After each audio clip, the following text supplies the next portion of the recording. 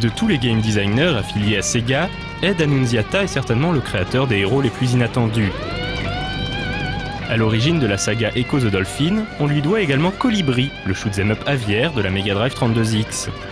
Mais c'est aussi le père d'un des jeux les plus inventifs et originaux de la Saturn, Mr. Bones.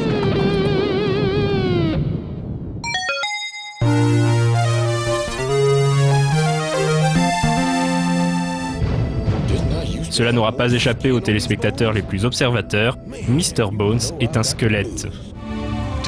Ressuscité par Dagulian, un vampire mégalomane, Mr. Bones a la particularité d'échapper au contrôle du nécromancien. En effet, de son vivant, Mr. Bones était un guitariste de blues, et le blues lui a permis de conserver son âme dans l'au-delà. Désormais traqué par les squelettes esclaves de Dagulian, reconnaissables à leurs yeux rouges, Mr. Bones va devoir trouver un moyen de vaincre l'armée des ténèbres et mettre un terme au plan du diabolique vampire. À première vue, Mr. Bones pourrait ressembler à un banal jeu de plateforme action, mais il n'en est rien, pour la simple et bonne raison que le style du gameplay change du tout au tout d'un niveau sur l'autre. Dans un niveau, Bones doit échapper au squelette lancé à sa poursuite. Dans un autre, retrouver ses os volés par des chauves-souris. Plus tard, il devra éviter des rondins de bois volés dans l'antre de Dagulian, accrochés aux griffes d'un dragon squelette, ou encore jouer un solo de guitare pour restaurer l'âme des squelettes asservis. Un des boss battles consiste même à raconter des blagues. L'une des multiples originalités du jeu était sa gestion de la vie du héros. Le joueur devait en réalité faire attention à deux facteurs, l'énergie vitale du héros, symbolisée par les lettres Bones en haut de l'écran, et la composition du squelette lui-même. Lorsqu'il est touché, Mr. Bones perd en effet de l'énergie et des ossements qu'il faudra récupérer sous peine de devoir finir le niveau sans bras ni jambes. Mais si l'énergie vitale est faible, les os ne colleront pas et Mr. Bones les perdra à nouveau au moindre choc ou chute. Heureusement, Mr. Bones peut utiliser la puissance du blues pour convertir l'énergie rouge des sbires de Dagulian.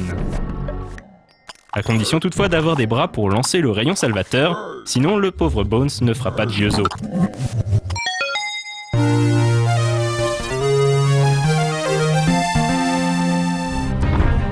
Par bien des aspects, Mr. Bones hérite de la philosophie des jeux d'arcade. C'est en effet un jeu difficile, et en raison du renouvellement continuel du gameplay, il n'est pas toujours évident de deviner ce qu'il faut faire dans les niveaux pour remporter la victoire.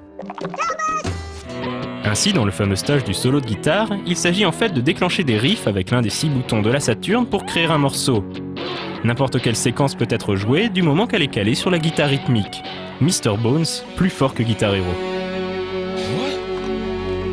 Mr. Bones est également devenu culte pour ses scènes cinématiques mêlant images de synthèse et acteurs live. On y découvre une intrigue pleine de verve et d'humour, Mr. Bones ayant la langue bien pendue, pour un squelette.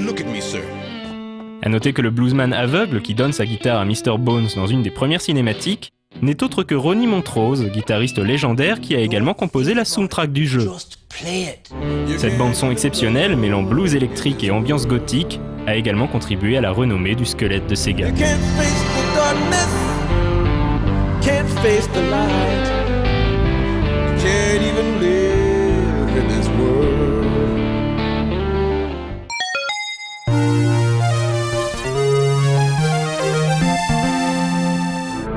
En dépit de toutes ses qualités, Mr. Bones ne fut pas un grand succès commercial. L'inventivité de son gameplay était également ce qui rendait le jeu difficile à saisir pour le grand public, et sa sortie sur une console moins populaire que la PlayStation, à la même époque que Medieval, n'aida pas ce pauvre Mr. Bones à devenir le hit qu'il aurait mérité.